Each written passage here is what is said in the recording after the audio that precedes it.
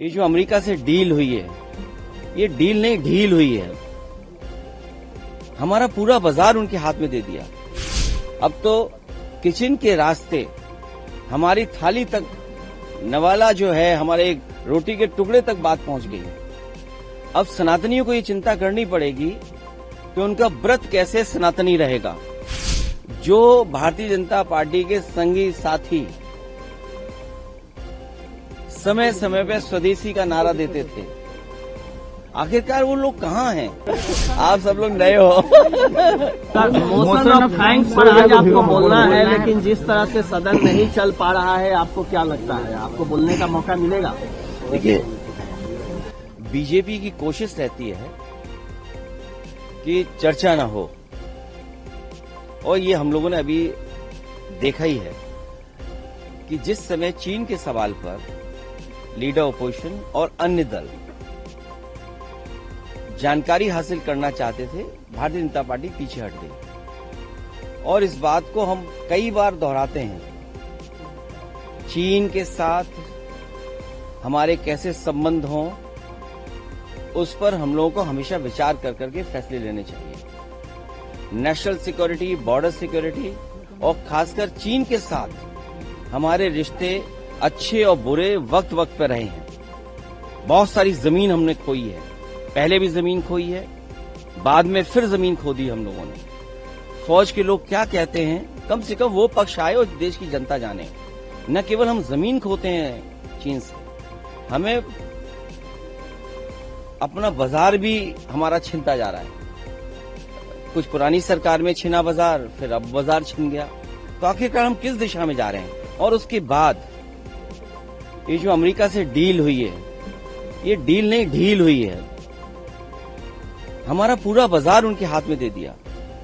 सरहद की बात करें, अब तो किचन के रास्ते हमारी थाली तक, नवाला जो है हमारे रोटी के टुकड़े तक बात पहुंच गई है। अब सनातनियों को ये चिंता करनी पड़ेगी कि उनका व्रत कैसे सनातनी रहेगा।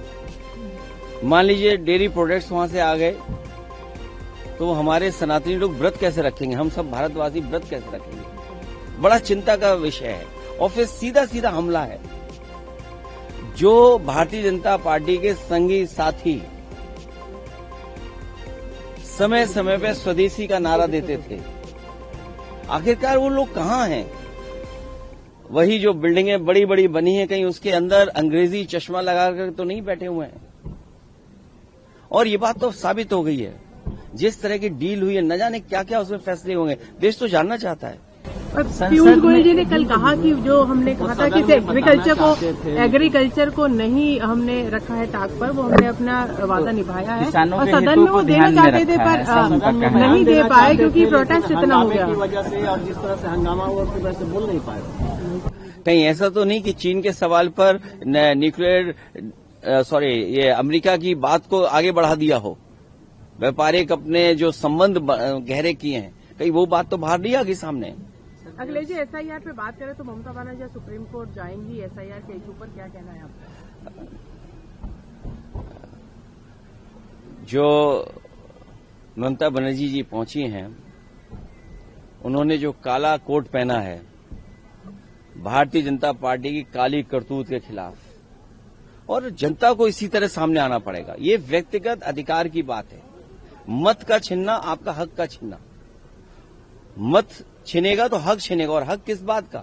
हर चीज का छिनता चला जाएगा। कल को विरासत के कागज आप बनाने के लिए सरकार आप पे दबाव बनाई, आप नहीं बना पाएंगे। नागरिकता का सवाल आएगा, बहुत सारे सवाल आएंगे। और जो उत्तर प्रदेश में हम लोगों ने एसआईआर को देखा है, ये कहीं न कहीं संगठित अपराध कर रहे हैं लोग। अधिकारी मिले हुए हैं, कुछ अधिकारी नहीं करना चाहते हैं, लेकिन फिर उसके बावजूद भी अधिकारियों पे दबाव बनाया जा रहा है। और कई जगह हम लोगों ने जो इलेक्शन कमीशन के अधिकारी और सरकार के अधिकारी, उनको पकड़ा है और उदाहरण पेश किया है, किसी पे कार्रवाई नहीं हुई। आपके सुल्तानपुर में एक बीएलओ को पकड़ा, उसने बाकायदा प्रिंट किया हुआ फॉर्म ला करके फॉर्म 7 भरवा लिया और वोट कट गए। जिससे शिकायत करता है वो दस्तखत करना नहीं जानता है। नंदलाल, जिसका नाम, जिसकी तरफ से फॉर्म भरा गया है, वो अंगूठा मारता है। बीजेपी के लोगों ने दशखत मरवा दिए उससे। ये फॉर्म 7 जानबूझ करके किसी लखनऊ, दिल्ली, कहीं ऐसा इनका एक सेंटर बना है, कमांड सेंटर, जहां से फॉर्म भर करके जा रहे हैं, बस्ती की तरह डिस्ट्रीब्यूट हो रहे हैं और वोट कटवाए जा रहे हैं। तो अगर हम आपत्ति उठाते तो इलेक्शन कमीशन कोई जवाब ही नहीं दे रहा, किसी पे कार्रवाई नहीं कर रहा। लगता तो ये कि साठगांठ इतनी पक्की है कि भविष्य में हो सकता है इलेक्शन कमीशन में भी बिल्डिंग पे उनके भारतीय जनता पार्टी का झंडा लग जाए। लोकसभा में जिस तरह थैंक्स देंगे तो आप भी या चाइना का मैटर उठाएंगे? ज्ञानेश कुमार के खिलाफ इम्पीचमेंट मोशन आता है तो वो उसका समर्थन हम आदरणीय ममता बनर्जी के पक्ष में हैं, उनके साथ हैं। लोकसभा में जिस तरह से हंगामा हुआ, 8 सदस्यों को निलंबित कर दिया गया, क्या कहेंगे? सरकार को बात सुननी चाहिए और अपना पक्ष सरकार को रखना चाहिए। अखिलेश जी, जब आप मोशन ऑफ थैंक्स पे एड्रेस देंगे तो क्या आप भी राहुल गांधी वाला इशू उठाएंगे या आपके अपने अलग? आप बहुत नई पत्रकार तो है नहीं। डॉक्टर राम मनोहर लोहिया, जॉर्ज फर्नांडिस, नेताजी और तमाम समाजवादी नेताओं ने हमेशा इस बात को कहा कि सबसे ज्यादा खतरा अगर किसी से है तो हमारा चीन से है। और चीन के ने पहली बार जमीन नहीं हमारी छीनी है।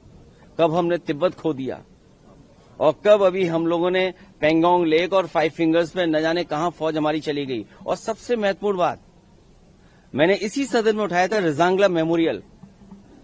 रिजांगला मेमोरियल जहां बना था उसको हटा करके कई किलोमीटर दूर फिर बनाया गया है।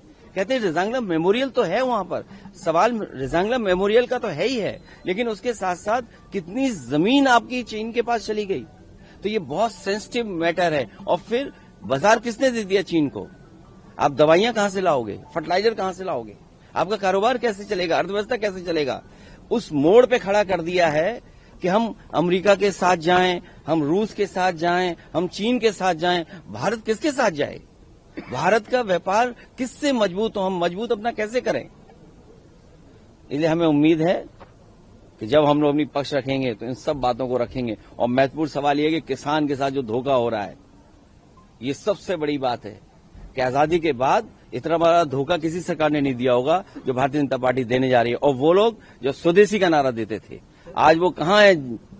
उनके संगी साथी जो स्वदेशी का नारा देते थे।